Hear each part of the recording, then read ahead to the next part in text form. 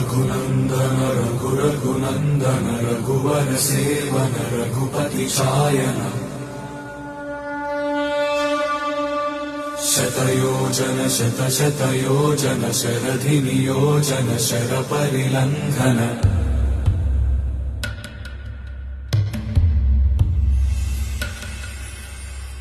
रघुनन्दन रघुनन्दन रघुवर सेवन रघुपति चायन शतयोजन शतशतयोजन शरधि नियोजन शर परिलंघन हरिभाजन हरिभाजन हरिमद भाजन दशमुख कंपन